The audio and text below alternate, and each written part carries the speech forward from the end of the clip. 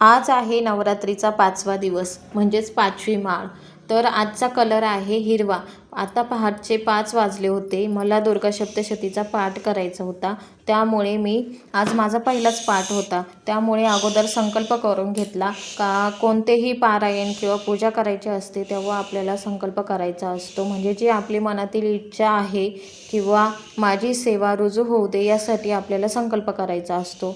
संकल्प वगैरे करून घेतला. त्यानंतर माझा अखंड दिवा आहे. आमच्या गावाकडे घट असतो त्यामुळे मग मी अखंड दिवाच लावते. त्यानंतर मग पारायणाला सुरुवात केली.